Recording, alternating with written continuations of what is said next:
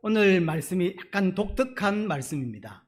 여자가 결혼을 해서 임신을 하고 또 아이를 낳으면 부정하게 된다라고 이야기를 하죠. 그것도 남자를 낳으면 40일, 여자아이를 낳으면 80일이 부정하죠. 배나 더 부정해진다. 이상한 이야기죠. 독특한 이야기입니다. 성경하고, 전반적인 성경하고 좀 반대되는 이야기라고 볼 수 있어요. 왜 그러냐면 시편 127편 3절 4절을 보면 자식은 여호와의 기업이요 여호와의 상급이다 라고 하죠. 또 장사의 수중에 있는 화살 같다 그랬잖아요. 그 자식이 뭐와 같으냐? 여호와의 기업이래요. 많을수록 좋다는 뜻 아닌가요? 여호와의 상급이래요. 그럼 많을수록 좋죠.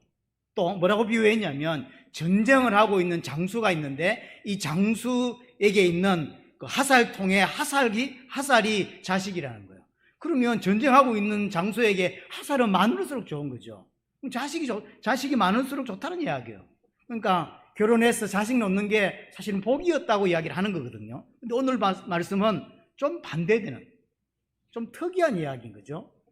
창세기 1장 27절에 하나님께서 인간에게 복을 주시고 처음 주신 메시지가 뭐냐면 생육하고 번성하고 땅에 충만하라 그랬잖아요. 그러니까 결혼하고 가정을 이루고 자식을 놓고 이런 건 하나님이 처음부터 주신 복인 게 확실합니다.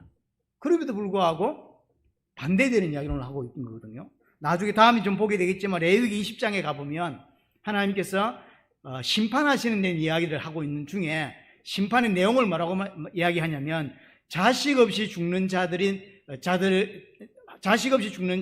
하나님의 심판을 받은 거다 이렇게까지 이야기를 하거든요.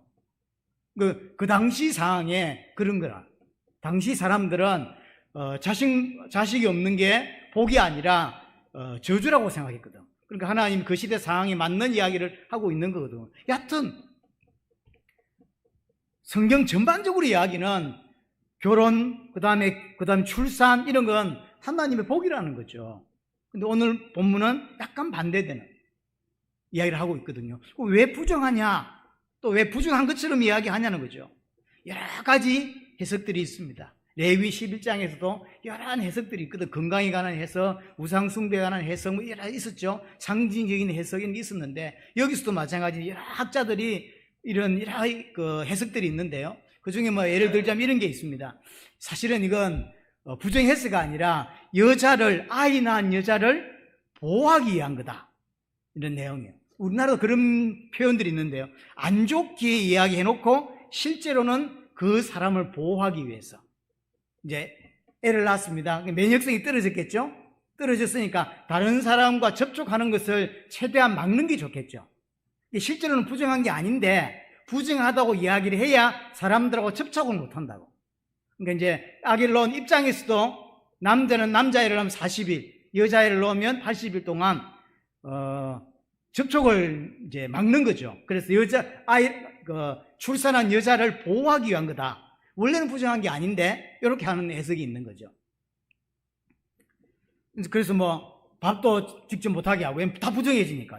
아이를 낳은 여자가요 밥하겠다고 손대면 그거 다 부정해져요. 그러니까 친정 엄마가 해주든지 아니면 시엄마가 해주든지 해서 하는 거죠.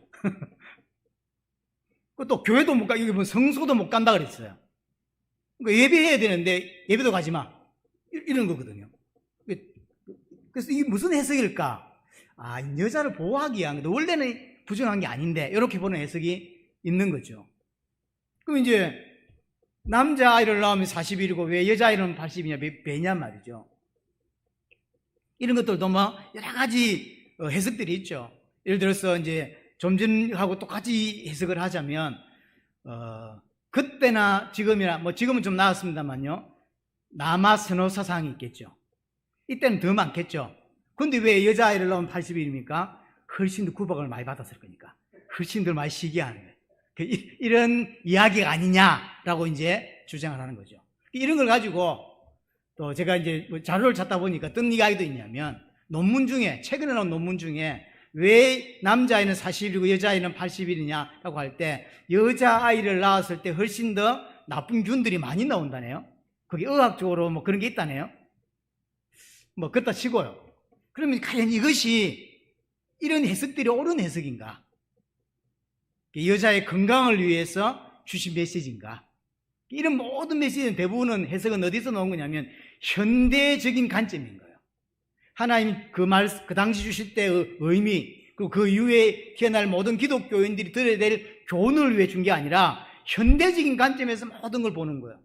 그래서 여자를 이렇게 좀 더 쉬게 하고 또 고생했으니까 이게 건강을 위해서 주신 메시지다. 이렇게 해석을 한다거나 아니면 이런 걸 통해서 봐라, 하나님은 얼마나 좋으신 분이냐.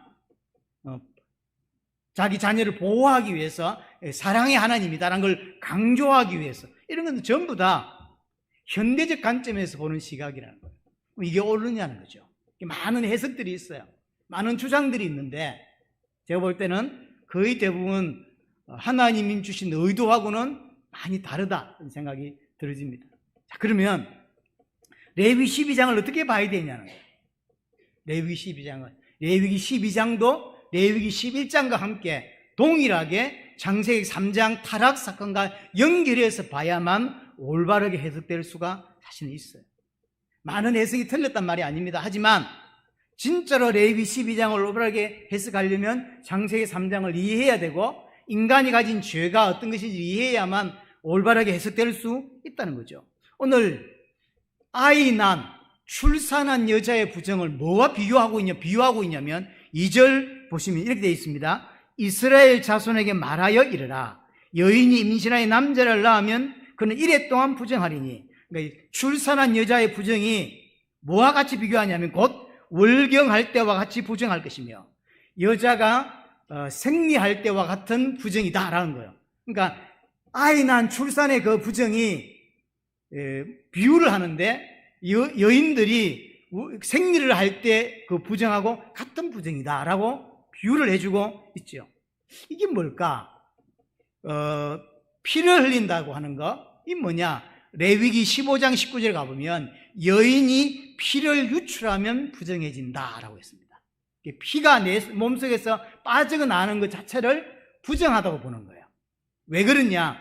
레위기 17장 피는 생명을 상징하기 때문이요. 피가 빠져나간다는 이야기는 내게서 생명이 빠져나간다는 것을 이야기하는 거예요. 그래서 창세기 9장 4절 6절 보면 고기를 그 생명되는 피채 먹지 말라. 생명이기 때문에 먹으면 안 된다 그러죠. 그러면 어떻게 되냐? 너희의 생명을 반드시 찾게 되겠다. 찾을 거라는 거예요. 또 잘 아는 대로 레위기 17장 11절에도 생명은 피에 있다 라고 이야기하죠. 그래서 피는 뭘 의미하는 거냐면 생명 자체를 의미해요. 피가 내게서 빠져나간다고 하는 건 뭔 이야기냐면 생명이 내게서 상실되고 생명이 내게서 빠져나간다라는 거죠. 그럼 자, 여자가 임신을 해서 아이를 낳습니다. 왜 부정해지냐? 아이를 낳을 때 피가 같이 나가죠. 피가 유출되기 때문에 부정하게 된다라고 보는 거예요. 그래서 이것도 상징적인 거죠. 임신을 해서 아이를 낳을 때 아이만 나오는 게 아닙니다. 그렇죠? 양수가 터지고 그 다음에 피와 함께 나오죠. 그래서 피를 흘렸다고 하는 것은 생명이 상실되고 있다, 생명이 죽는 거다라고 하는 것을 이야기하는 거예요. 그래서 부정하다는 거죠. 또 하나, 분명히 처음에 하나님께서 말씀 주실 때는 출산은, 아이 낳는 것은 축복이었습니다. 근데 오늘 본문에서는 부정하다고 이야기를 한단 말이죠. 왜 그러냐? 그건 창세기 3장 사건과 분명히 연관이 있는 거예요. 자, 창세기 3장 16절을 보면요, 인간이 범죄를 하고 나서 하나님이 주시는 메시지가 뭐냐면 내가 네게 임신하는 고통을 크게 더하리니 네가 수고하고 자식을 낳을 것이다 라고 하죠. 자, 창세기 3장 범죄로 말미암아 온 결과 중에 하나가 뭐냐면 출산이 고통이고 저주가 돼요. 출산은 분명히 축복이에요. 그 성경 전반적으로 축복이라고 이야기하고 있어요. 그런데도 불구하고 창세기 3장 사건이 터지자마자 주신 결과 중에 하나가 뭐냐면, 그래서 말씀 중에 하나가 뭐냐면 이제 앞으로 자식을 놓는 것, 출산하는 것이 고통이 될 것이고 저주가 될 것이고, 그렇게 이야기하는 거죠. 그러면 애 낳는 것만 고통입니까? 그렇지 않죠. 애 낳는 것 곱하기 100, 그게 키우는 거예요. 그렇죠? 훨씬 더 어렵습니다. 그러면 저는 개인적으로 애 놓고 애 키우는 것만 어려운 게 아니라 이 땅을 살아가는 게 어렵죠, 사실은. 쉬운 게 하나도 없습니다. 여하튼 축복이 고통으로 바뀌었고 축복이 저주처럼 부정한 것으로 바뀌게 되었다는 것이죠. 또 하나 창세기 3장 20절에 보면 아담이 하와에게 이야기를 합니다. 아내의 이름을 하와라고 이제 부르게 됩니다. 그러면서 하는 이야기가 뭐냐면 그는 모든 산자의 의미가 된다. 자, 앞으로 출산을 하고 나서 이제 애가 태어나겠죠. 그러면 지금 태어나는 모든 사람들이 어떤 상태로 태어나냐면 현재 하와의 상태로 태어난다는 거죠. 하와의 상태가 뭔 상태입니까? 하나님께 범죄해서 하나님과 단절되고 부정하고 죄에 오염된 상태죠. 그래서 출산은 분명히 원래는 축복이었습니다. 하지만 앞으로 태어나는 모든 살아있는 사람은 어떤 상태로 태어나냐면 아담과 하와의 상태로 태어나요.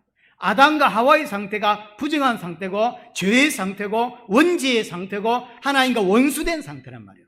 그걸 한마디로 부정하다라고 이야기를 하는 거죠. 그래서 두 가지 이야기를 할 수가 있는 거예요. 왜 아이 낳는 것을 가지고 부정하다고 이야기할 수 있냐? 첫 번째는 뭐냐면 피가 빠져나가죠. 피가 유출된다고. 피가 유출된다고 하는 건 생명이 상실되는 거예요. 생명을 잃어버리는 거예요. 그래서 부정하다고 말할 수 있는 것이고, 또 하나는 창세기 3장 타락 사건으로 말미암아 인간이 어떤 모습을 갖게 되었냐면 태어나는 모든 사람들이 아담과 하와의 상태가 되기 때문인 거예요. 그래서 분명히 축복이었던 출산이 아이 낳는 일이 부정하게 되었다라고 표현하게 되는 것입니다. 그래서 태어날 때 벌써요 죄인으로 태어나고요. 그렇죠? 부정한 상태로 태어나는 거예요. 태어나 살면서 때가 묻는 게 아닙니다. 벌써 죄인의 상태, 부정한 상태, 오염된 상태로 태어나는 것이죠. 그래서 축복이 고통으로 바뀌어버리고 부정한 것이 된 것입니다. 자, 그럼 이 부정하게 되었을 때 어떻게 해야 되냐? 6절부터 이야기가 그 이야기죠. 부정하게 되었습니다. 뭐 어떻게 해야 되겠습니까? 정결을 하고 만들어야 되겠죠. 자, 그래서 뭐라고 두 가지를 나눠서 설명할 수 있는데, 첫 번째는 태어난 아기 입장입니다. 아이가 태어났어요? 태어났으면 이 아이를 어떻게 하면 정결하게 될 수 있냐? 크게는 두 가지인데, 한 가지만 설명하겠습니다. 왜냐면 기간이 필요하고 할례를 해야 되는데, 두 가지예요. 그게 뭐냐면 3절이죠. 할례를 해야 된다라고 이야기합니다. 8째 날에는 그 아이의 표피를 뺄 것이요. 할례를 해야 돼요. 자, 아이가 부정하게 태어났습니다. 죄인으로 태어났단 말이에요. 오염된 상태로 태어났어요. 때가 묻었죠? 이 사람 어떻게 깨끗하게 만들 수 있냐? 할례를 하라. 얼마만큼 해야 되냐? 8일째 되는 날 할례를 해야 된다. 할례라고 하는 건 뭐냐면 이 아이가 하나님의 백성입니다. 하나님의 공동체 안에 들어온 자입니다라고 하는 표식입니다. 그걸 며칠 만에 하냐? 8일 만에 하는 거예요. 8일째. 굉장히 중요한 거예요. 아니, 8일이 어떤 날이냐면 완전히 새로운 날을 말해요. 하나님께서 7일 동안 세상을 창조하시고 안식하십니다. 그게 7일이에요. 하나님께 세상을 창조하시고 안식하신 것까지. 근데 인간이 하나님께 범죄함으로 그 안식이 무너지게 됩니다. 그래서 하나님께서 예수님을 통해서 인간을 구원하시기 위해서 십자가에 죽고 부활을 통하여 인간을 구원하신 일을 하시죠. 그럼 예수님이 언제 부활하시냐? 8일째 부활하시는 거야. 죽음에서 8일째 부활하죠. 그래서 안식 후 첫날이라고 이야기합니다. 그래서 구원을 이루시는 날이 언제냐면 8일째예요. 그 8일을 기억하고 뭐하죠? 우리는 예배하는 거예요. 그래서 안식교에서는 왜 안식을 지키지 않냐라고 이야기하는데 그 안식이 무너졌다니까요. 날짜 지키는 게 중요한 게 아니에요. 그래서 하나님께서 다시금 우리에게 구원의 기회를 주시고 구원의 문을 열어주시고 그 구원을 이루신 날이 언제냐? 8일째라고. 안식 후 첫날이라고. 그날 예배하는 것이죠. 그래서 태어날 때 애가 태어났으면 막 바로 왜 할례를 하지 않냔 말이에요. 7일이 지나야 돼요. 하나님께서 천지를 창조하시는 7일, 하나님께서 일하시는 날을 7일이라 그래요. 그리고 그것이 완성된 날이 8일인 거예요. 이해되시죠?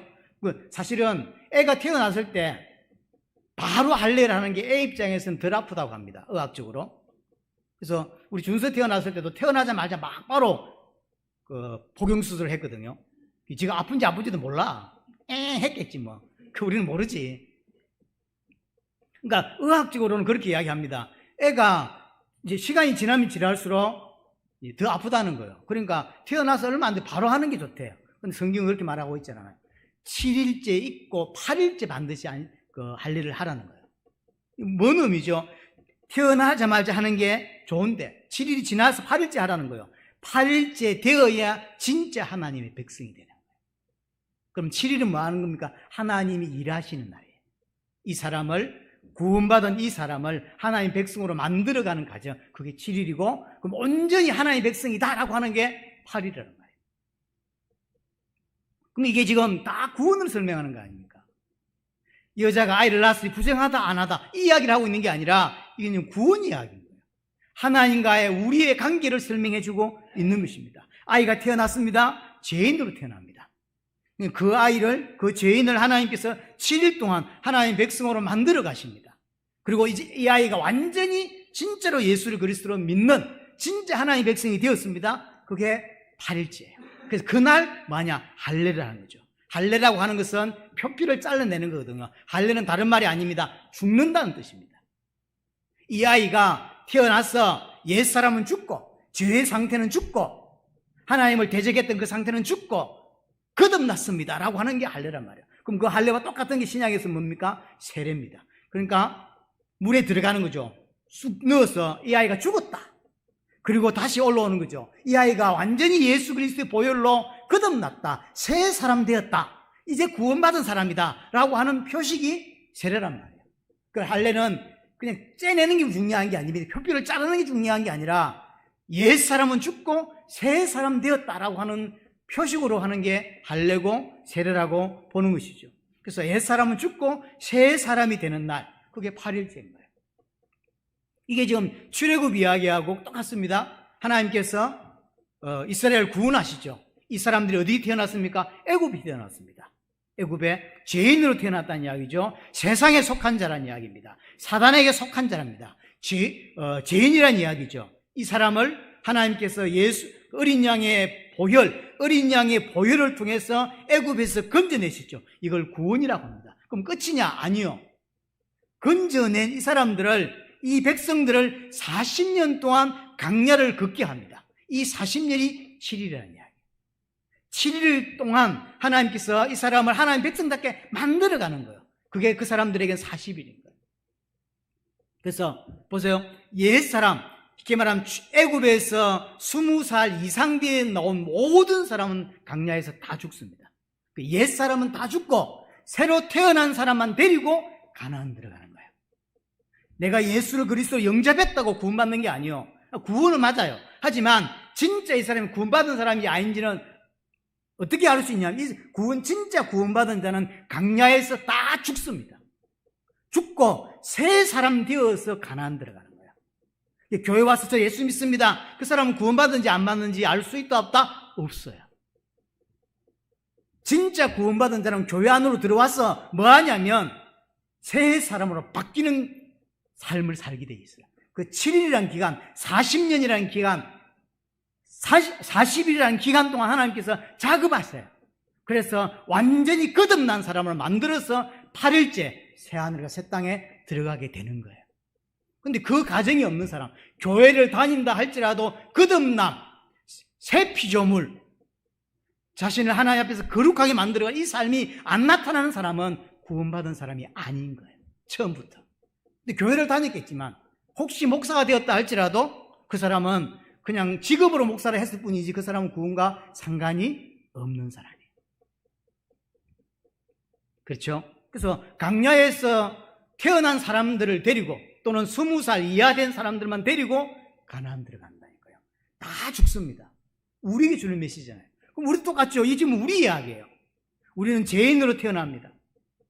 그렇죠? 예수 그리스도를 믿음으로 구원을 받습니다. 끝입니까? 아니요. 이 땅에서 7일의 삶을 살아야 돼요. 이 땅에서 40일의 삶을 살아야 돼요. 이 땅에서 40년 광야의 삶을 살아야 돼요. 그럼 그 40년 동안 뭐 합니까? 하나님 백성으로 온전히 하나님만 의지하고 하나님을 섬기는 사람으로 하나님 만들어가는 작업을 한다고. 그래서 이 땅의 삶은 딱 하나예요.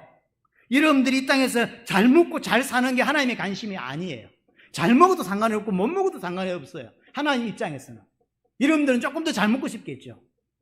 그러나 하나님은 그렇지 않아요. 하나님은 여러분들이 조금 더 부자냐, 가난하냐, 많이 먹었냐, 작게 먹었냐 관심이 없습니다. 오직 하나님의 관심은 구원한 이 백성을 40년 강야 삶을 통하여 거듭나게 하는 것.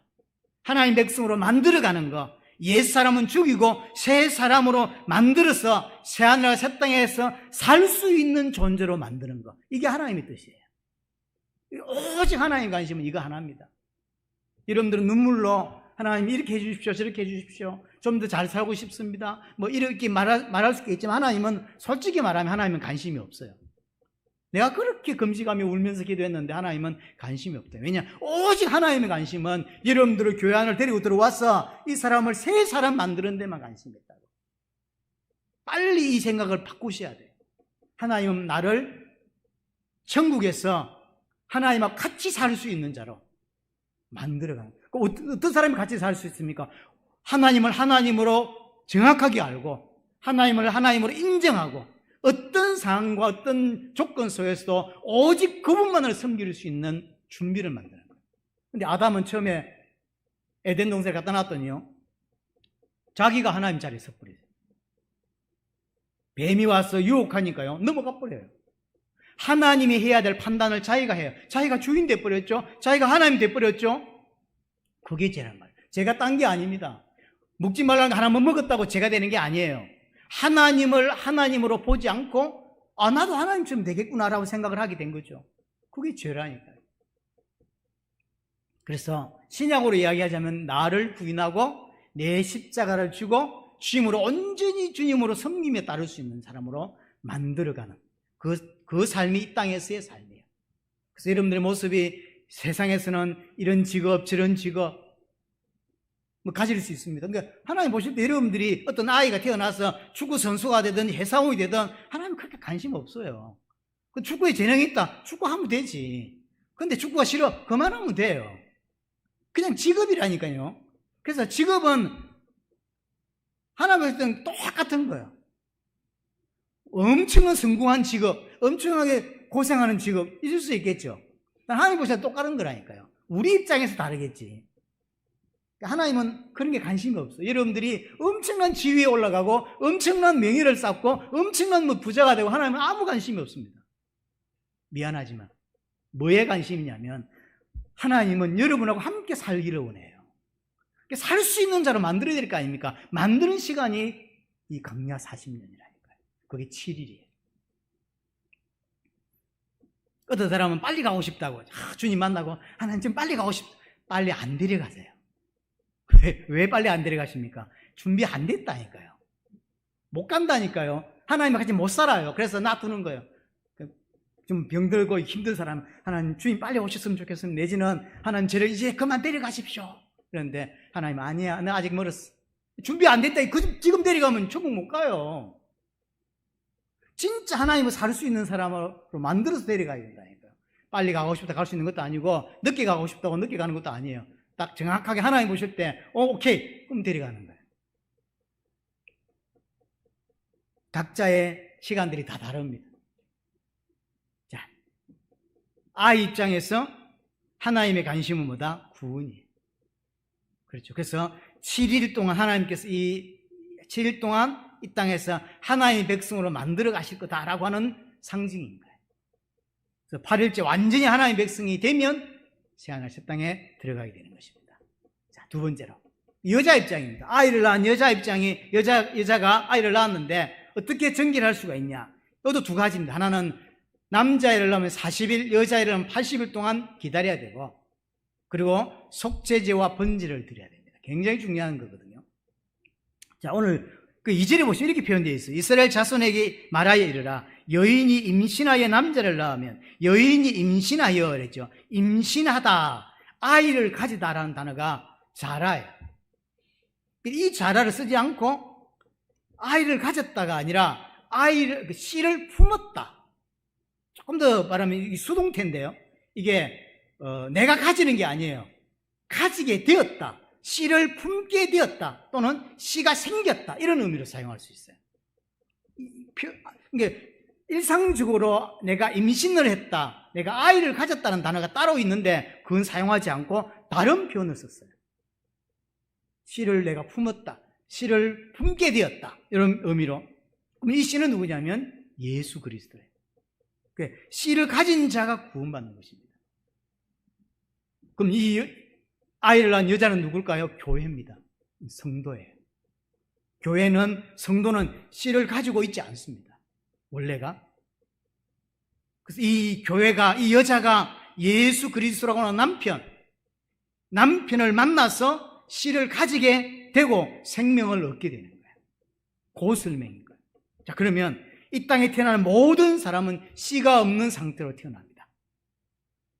이해되죠? 그러니까 여자가 아니고요, 모든 사람은 다 여자입니다. 왜냐? 씨를 가지고 있지 않아요. 씨가 없는 상태, 생명이 없는 상태로 이 땅에 태어나는 것입니다. 그래서 요한 1서 5장에도 그런 이야기를 하죠. 아들이 있는 자에게는 생명이 있고 아들이 없는 자에게는 생명이 없다. 씨, 아들, 누구죠? 예수 그리스도. 예수 그리스도가 내 안에 씨로 들어와야 그 사람은 구원을 받는다는 이야기예요. 씨가 없는 자는 구원받을 수 없습니다. 태어날 때 우리는 씨 없는 상태로, 생명 없는 상태로 이 땅에 태어나는 것입니다. 근데 처음에 씨가 들어왔을 때는요, 씨가 들어온지도 몰라요. 그러나 시간이 좀 지나면 알게 되죠. 조금 무딘 사람은요, 우리 그 형수님 같은 이런 분은 몇 개월이 지났는데도 임신된 줄을 몰랐대. 근데 아무리 그리 우리 형수처럼 무디도 시간 지나면 표시납니다. 배가 점점 불러오고요. 그렇죠? 이 표시가 난다고. 본인도 처음에 예수 믿고 구원받고 잘 모릅니다. 그럴 수 있습니다. 하지만 시간 지나면 구원받은 표시가 난다. 날 수밖에 없다. 근데 그게 안 난다는 이야기는 씨가 없다는 뜻입니다. 생명이 없다는 거예요. 그렇죠? 그럼 이 씨 가진 사람이, 자기가 생명을 가졌다는 걸 알게 되면 그때부터 이 사람은 어떻게 살게 되냐면 모든 것을 씨 중심으로 살아요. 모든 것들을 씨에 맞춥니다. 어떤 사람은 체질도 바뀝니다. 그렇죠? 아기를 가지고 나서 옛날엔 신 거 너무 좋아했는데요, 신 걸 못 먹겠다 그러고요. 옛날엔 복숭아 좋아했는데 갑자기 자두 좋아하고요. 옛날엔 참외 보지도 않더니요, 갑자기 참외 내놓으라 그러고 남편 뜰뜰 뽑고 막 수박도 안 나는 수박 내놓으라 그러고 사람이 바뀌죠. 씨가 들어오면 사람이 체질도 바뀌고요, 식성도 바뀝니다. 이 바뀌게 돼 있어요. 여러분에게 예수 생명이라고 하는 씨가 정말로 생명이 들어오면 바뀐다니까요. 체질적인 것도 바뀌고 여러 가지가 바뀐다니까요. 바뀌게 돼 있어요. 삶의 패턴도 바뀝니다. 지금까지는 내 중심이었어요. 하지만 씨가 이제 내 안에 들어오면 삶의 패턴이 씨 중심으로 바뀌게 돼 있어요. 생명 중심으로 바뀐다니까요. 먹는 것도 맞아, 씨 중심으로, 생명 중심으로 해요. 이건 아이한테 건강이 좋은 거다. 그래서 커피 엄청 마시던 사람들, 왜 커피를 달고 다니는 사람이 있습니다. 제가 아는 제일 가까운 사람 중에서는 조목사님 사모님. 조목사 사모님은 커피와 함께 사는 사람이거든요. 임마누 커피에. 그래서 커피 없으면 살 수 없는, 남편 없어서 살 수 있어도 커피 없으면 살 수 없는 사람이에요. 아침에 무조건 커피를 땀하는 거 있잖아요. 우리는 저도 먹지도 못할 만한 이만한 땀한 걸, 해외 가서도 마찬가지. 해외 가서도 커피숍 무조건 가서 아침에 그거 뽑아옵니다. 이렇게. 저렇게 커피를 좋아할까? 커피를 아무리 좋아해도 생명이 딱 들어서면 안 먹습니다. 술을 혼자 잘 먹는 사람도 안 먹습니다. 왜 그럴까요? 씨 중심이 돼요. 내가 정말로 예수를 믿고 구원을 받으면 뭐 중심으로 바뀌냐면 씨 중심으로, 예수 중심으로, 생명 중심으로 자꾸 바뀌어요. 생각과 가치관과 모든 게 바뀐다니까요. 안 바뀐다? 씨가 없는 거예요. 생명이 없는 거라니까요. 다 바뀌게, 이 중심으로 살 수밖에 없게 되어 있어요. 어떨 때는요, 씨를 보호하기 위해서 생명까지 바치죠. 그렇죠? 갑자기 어떤 사고가 떴는데 몸을 틀어서 배를 보호하죠. 생명을 지켜야 되니까. 자기 생명을 던져서 씨를 살리려고 하죠. 이 구원하고 똑같아. 이게 지금 이게 여자가 임신해서 아이 낳는 이야기로 보입니까?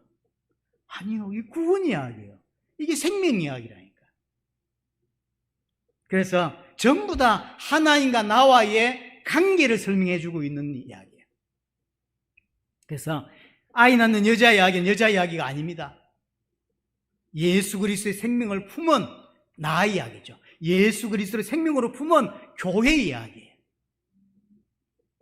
처음 태어날 때는 씨를 가지고 있지 않습니다. 우리는 여자였습니다. 하지만 그리스도를 통해서 생명을 가지고 씨를 가지게 되면 우리는 하나님의 아들이 되죠. 우리 근사님 집사님 보고, 여자 집사님, 우리 이성 집사님이나 우리 두 분 근사님을 보고 하나님의 딸 이렇게 하지 않아요. 하나님의 아들. 왜죠? 생명을 가졌기 때문에. 성경은 우리가 그냥 편하게 하나님의 아들이고 하나님의 딸들입니다 이렇게 표현하지, 그건 우리 표현이지 성경은 그렇게 표현하지 않아요. 성경은 태어난 모든 자는 여자, 하나님의 자녀가 된 사람은 하나님의 아들이라 그래요. 그래서 계시록에 얼마 전에 보셨죠? 장자의 총회라 그랬어요. 그럼 딸들은, 우리 최근사님은 여자인데 어떡합니까? 아들이라니까, 아들요. 그래서 그런지 이제 애기 많이 놓고 시간 오래 지난 여자들은 다 남자 비스무리해요. 그죠? 홀로 이게 뭐 힘도 세지고요. 이 발음도 전부 다 막 남자처럼 씩씩거리고 막 이렇게 되죠. 남편들은 점점 힘이 빠져가지고 기가 빠져가지고 이 맞추는 거 하나요. 그래서 구원받지 이 땅에 태어난 모든 사람 여자로 태어나서 예수 그리스도를 통해 씨를 받고 생명을 받게 됐다는 거죠. 예수 생명을 얻게 되면서 아들이 되는 거예요. 그걸 보고 장자라고 그래요. 참 재미있는 표현은 뭐냐면 예수 그리스도가 장자죠. 그럼 우린 찾아야 되지 않나요? 찾아? 그럼 성경 그렇게 표현하죠. 예수 그리스도 장자, 우리도 장자. 장자밖에 없어요. 그래서 계시록에 장자의 총리라 그래요. 그래서 우리 김수희 권사님 여자인데 여자 아니에요. 아들이에요. 장자라 그래요. 장자. 예수 그리스도가 장자인데 내가 장자예요. 그렇게 표현을 하는 것입니다. 점점 우리는 아들로 하나님의 장자로 그리스도와 같은 존재로 준비되어가고 준비되었을 때 새하늘 새 땅으로 장자의 총회로 들어가게 되는 것입니다. 자, 그런데 왜 부정하게 되었냐? 이 아이는 태어날 때 피와 접촉했기 때문이죠. 자기만 놓은 게 아니라 피와 접촉할 때 했기 때문에 죄인이 된 거죠. 그래서 태어나면서 벌써 죄인이에요. 조금 더 정확히 말하면 뱃속에서부터 죄인이에요. 왜냐하면 양수와 접촉했기 때문에.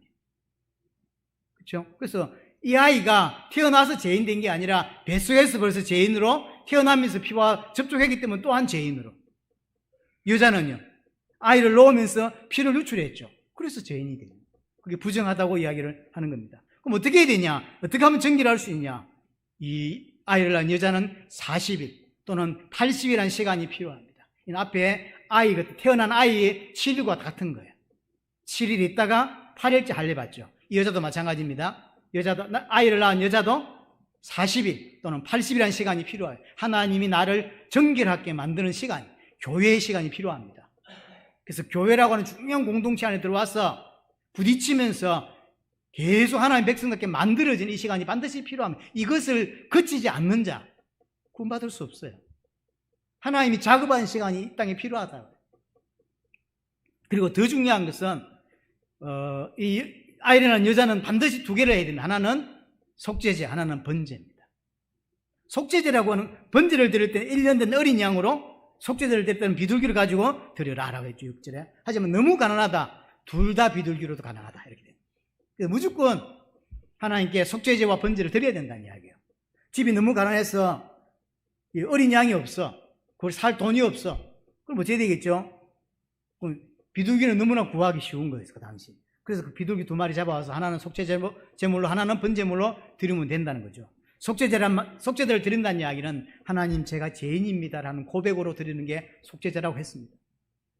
그렇죠? 속죄제는 내가 죄인이라는 사실을 깨달아야만 드릴 수 있다고 그랬습니다. 다른 건 그냥 뭉뚱그려 드릴 수 있지만 속죄제는 그렇지 않습니다. 속죄제는 내가 특정한 죄가 기억이 나서 잘못됐구나, 이건 내가 죄를 지었구나라고 기억이 났을 때 하는 게 속죄제라고 그랬죠. 그래서 속죄제를 드린다는 이야기는 무슨 말이죠? 하나님 저는 죄인입니다 라고 하는 고백이라는 이야기예요. 번제는 나를 부인하는 제사입니다. 이게 구원받는 중요한 핵심이에요. 내가 죄인임을 깨달아져야 되고요. 내가 죄가 없다라고 느껴지는 사람은 절대로 구원받을 수 없습니다. 교회 다니는 사람 중에서 있어요. 교회 다니는 사람 중에서도 나는 특별히 그렇게 죄 안 지었는데, 안 지었겠지. 하지만 안 지었는데 처음부터 오염됐고 처음부터 죄인이고 처음부터 원죄 상태로 태어난다니까요. 이걸 깨달아야 돼요. 이 사람이 구원의 첫 시작입니다. 그러면 이 사람이 구원받았다는 게 뭡니까? 번제예요. 그게 뭐죠? 나를 완전히 불태우는 거야. 완전히 불태워버려야 돼. 내가 없는 거예요. 내가 없는 거. 그래서 신약 시대로 말하자면 나를 부인하는 겁니다. 이게 안 되는 사람은 구원받은 게 아닙니다. 혹 우리 하나빛교회 소속되어 있는 성도들 중에 이것이 안다고 하는 사람은 깊이 자신을 고민해야 합니다. 그냥 교회로 올 게 아니라 고민해야 돼요.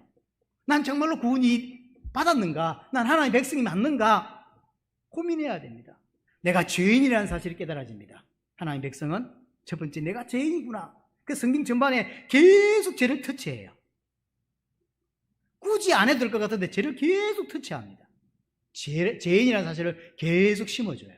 또 하나, 나를 완전히 부인하는 것, 완전히 불태우는 것. 그래서 강야 생활 동안 애굽에 나올 때 20세 이상 모든 사람은 강야에 다 죽입니다. 자, 그러면 죽습니다. 죽고 누구만 새하늘을 새 땅에 들어가 가나안 땅에 들어갑니까? 새로 태어난 사람. 그 우리에게 주는 메시지인 거야. 그래서 교회 다닌다고 구원받는 게 아니에요. 정말로 내가 죄인임을 알고 나를 완전히 불태워 없애버리는 사람.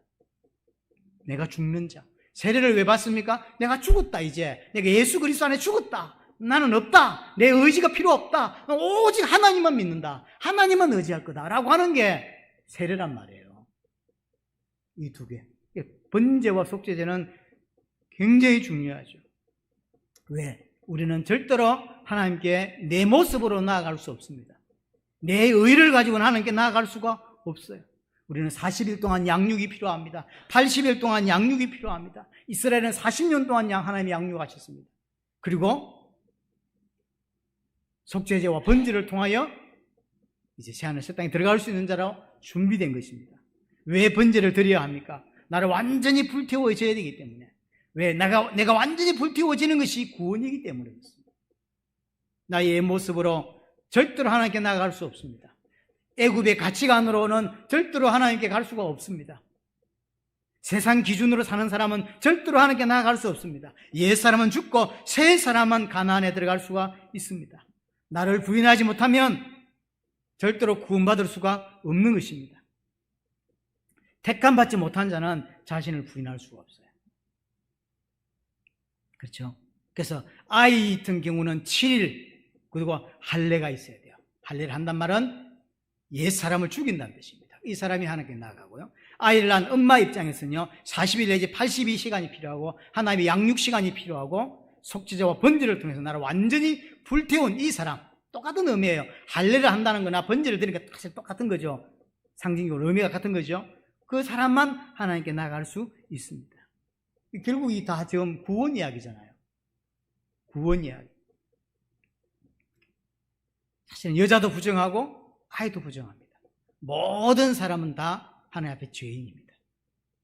그래서 이 여자가 쉽게 말하면 교회가 신랑 대신 예수 그리스도를 만나 혼인을 하고 그 예수 그리스도 신랑 대신 예수 그리스도의 씨를 받고 생명을 얻었다는 이야기죠. 이 씨 가진 사람은 장자가 되는 것입니다.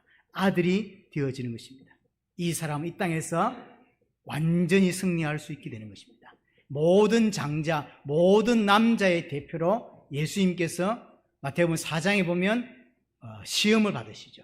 그럼 그 예수님은 모든 이 땅에 구원받은 남자, 구원받은 장자의 대표입니다. 이 예수님께서 사단에게 시험을 받습니다. 시험을 어떻게 이기죠? 말씀으로만 이겨요. 우리 생각할 때 보자. 예수님은 하나님 아닙니까? 하나님의 능력을 가지고 이기면 되죠. 절대로 그렇게 안 이깁니다. 왜냐? 우리의 대표라니까요. 그래서 능력으로 이기는 게 아닙니다. 뭐로 이기죠? 말씀으로 이겨요. 그래서 말씀이 없는 자는 절대로 세상을 이길 수가 없어요. 그래서 반대로 말하면 진짜 하나님의 백성은 말씀을 붙잡을 수밖에 없게 되고요. 그 사람은 결국은 승리하게 돼 있어요. 여러분들 지금 여러 가지 어려움이나 고민들, 염려들, 고통들이 있을 수도 있습니다. 하지만 진짜 하나님의 백성이면 반드시 승리하게 되어 있어요. 왜냐? 승리한다는 거 예수님이 보여주셨죠.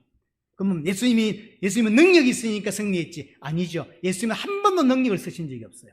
어떻게 했죠? 말씀으로만 이야기하시죠. 그래서 말씀으로만 세상을 우리는 이길 수가 있는 것입니다. 자, 시간이 있으니까요. 마지막으로 오늘 아이를 낳은 여자 이야기가 예수 그리스도를 예표하기도 합니다.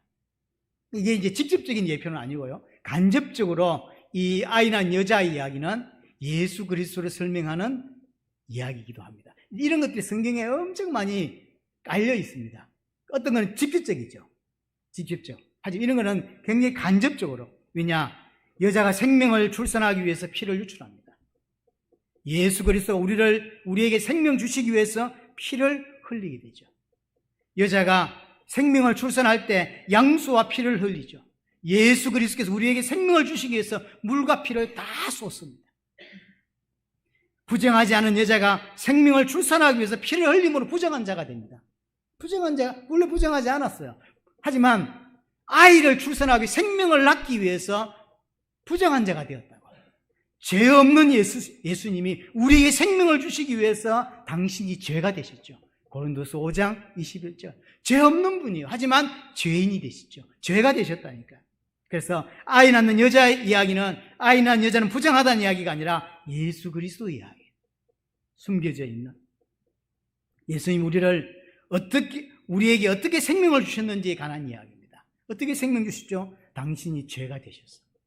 그렇죠? 여자는 그냥 살면 부정해지지 않습니다. 하지만 생명을 낳기 위해서 부정한 자가 되어버렸죠.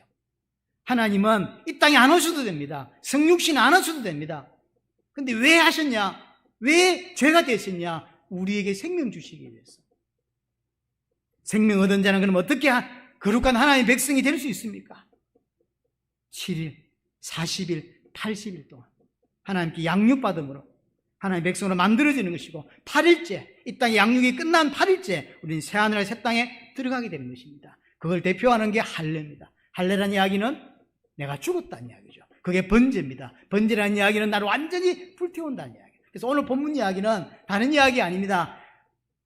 죄 없으신 분이 우리를 구원하시기 위해서 죄가 된 이야기고, 그분이 우리를 구원하시고 우리를 어떻게 하나님의 백성으로 만들어 가시는지에 대한 이야기예요. 그렇죠? 그래서 여자아이는 할례를 받지 않죠. 왜냐? 여자는 구원받지 않으니까. 구원을 못 받죠? 씨를 가져야 남자가 되고 교회가 되고 구원을 받는 거예요. 그래서 여자는 할례 같은 걸 이야기하지 않는 거예요. 여자는 원래가 씨가 없는 거기 때문에 구원 받는 게 아니기 때문에. 우리는 반드시 속죄제와 번제를 통하여 하나님께 나아간다. 내가 죄인이라는 사실이 깨달아져야 그 사람의 구원이 시작이고, 번제, 내가 완전히 불태워져야, 나를 부인할 수 있어야, 부인하는 자가 구원받은 자입니다. 하나님께서 오늘 아이 낳은 여자의 부정 이야기는 부정 이야기가 아닙니다. 하나님께서 우리를 어떻게 구원하시는지, 어떻게 양육해 가시는지 그 이야기입니다. 이 은혜가 여러분들에게 되기를 바랍니다.